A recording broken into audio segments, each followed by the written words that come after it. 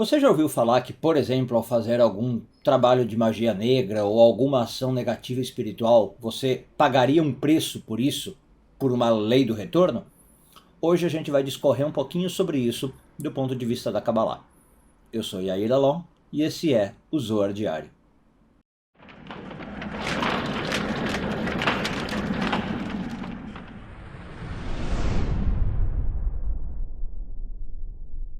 Essa semana continuamos a ler a porção de Kitissá, hoje focando nos parágrafos de 73 a 74 do Zohar, sétimo ano de leitura. Bem, como eu falei antes da vinheta, né? Algumas pessoas falam dessa lei do retorno aí. Ela existe, ela funciona, como é que é isso, né? Eu faço algo negativo, eu recebo em troca, eu tenho que pagar o preço por esse algo negativo que eu fiz, falando espiritualmente? Bem, o Zohar diz que sim, tá? Mas tem algumas coisas aqui pra gente pontuar. Como costuma acontecer, as pessoas às vezes fantasiam a coisa, né? Acha que acontece de um modo que não é exatamente assim.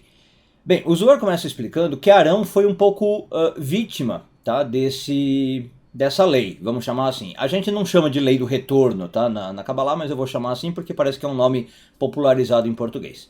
Por que Arão foi vítima disso? No episódio do Bezerro de Ouro, que a gente vem analisando essa semana, a gente viu que Arão foi meio que obrigado a fazer ali o bezerro, né? A população se reúne ao redor dele e força ele a fazer o bezerro de ouro, em especial aquela população mista. E Arão tenta enrolar, pede o ouro, a gente viu, o ouro da joia, né, das pessoas, e na hora não dá mais para enrolar, ele acaba fazendo o bezerro.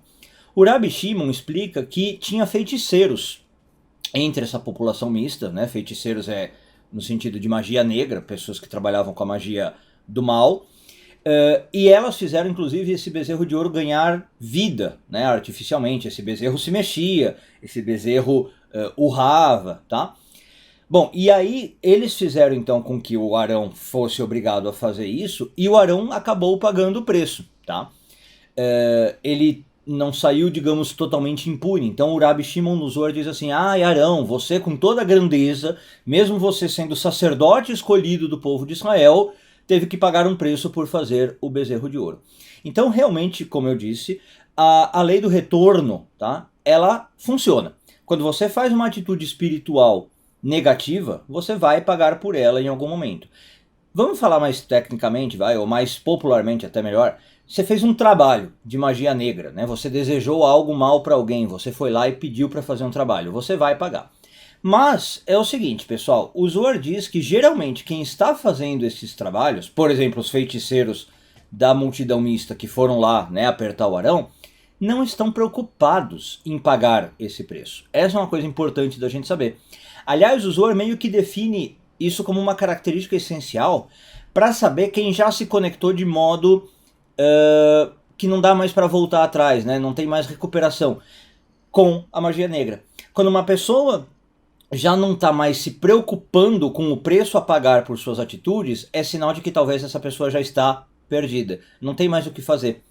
Uma das características da pessoa que ainda está trabalhando na luz, ela tem a consciência do preço a pagar por seus atos. Ela está preocupada com a reverberação, né, do que ela faz, com o efeito do que ela faz. A pessoa que já conectou com a Erev Rav, com a multidão mista e com essa magia negra, vamos chamar assim, ela já não se importa. Ela paga o preço que for. Na história do bezerro de ouro, a gente vê isso no momento que Arão fala: olha, traz a joia das suas mulheres, e o pessoal fala: tá bom, né? A gente analisou no vídeo de ontem. Não me importa. São coisas valiosíssimas que eu deveria falar o quê? Não, eu não vou pegar as joias da minha mulher para fazer um bezerro. E eles vão e pegam, tá? Então essa é uma característica para identificar. Agora, tem outra coisa importante. Quando você consulta alguém que faça, né, magia negra, porque geralmente não é a pessoa que faz. Você vai contratar um profissional, como no caso também da Erev Rav, né? Eles foram pedir pro Arão.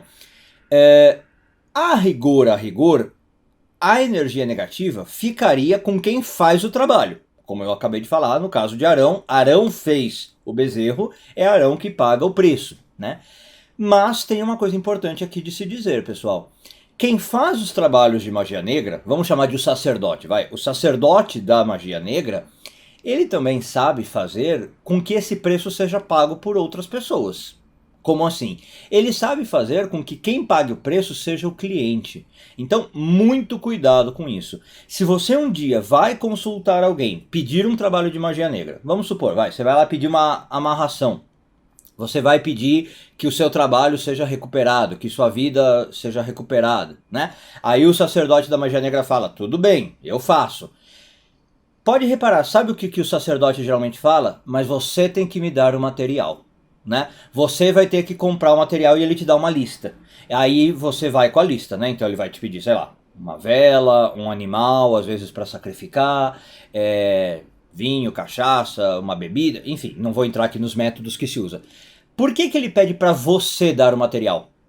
Você sabe por quê? Porque aí é você que está se amarrando ao ritual. É você que está tendo a atitude, é você que está comprando, inclusive, e gastando dinheiro. E aí os efeitos, né, negativos são seus. Então é um jeito de o sacerdote se eximir da lei do retorno. Ele acaba tendo um pouco, sim, por estar fazendo, por estar sendo o executor. Mas a parte mais grossa e a parte mais pesada, que é ir comprar e a energia envolvida nisso, ele deixou com você. Você nem percebe, tudo bem? Agora, mais uma curiosidade. Mesmo a parte mais sutil que eu falei, né, de executar o trabalho e que geraria também uma lei do retorno, muitos sacerdotes de magia negra conseguem transferir para alguém. Eu costumo brincar, desculpa para quem não conhece a referência, né, do Harry Potter, é mais ou menos o que o Voldemort faz com as Horcruxes, né? Ele divide a alma dele e põe em vários objetos, tá? Para que ele possa transferir a alma, né? Os sacerdotes de magia negra, pessoal, fazem a mesma coisa. Então, mesmo essa parte mais sutil, que de fazer o trabalho geraria um preço, ele consegue, às vezes, no próprio trabalho, transferir essa energia para o cliente ou para alguma outra coisa, para o objeto, por exemplo, que ele está usando no trabalho. Espero que esteja dando para entender. De modo que esses sacerdotes de magia negra conseguem fazer trabalhos negativos sem pagar praticamente preço algum na chamada lei do retorno. Eles não vão pagar preço espiritual, por incrível que pareça. Quem sai pagando é o cliente ou algum material que ele usou ali, geralmente, por exemplo, um animal, como eu falei. Tá? Então, eles sabem driblar essa lei, eles sabem contornar essa lei. E o pior, quem paga? Você, que se foi lá contratar, pediu esse trabalho. Tá? Bom, agora, tirando esse caso especial, né, que espero que vocês que estejam me vendo não ousaram ou não caíram nessa, né? Para a maioria de nós que está trabalhando na luz e que nós é que somos responsáveis por nossos atos, é uma coisa importante da gente saber.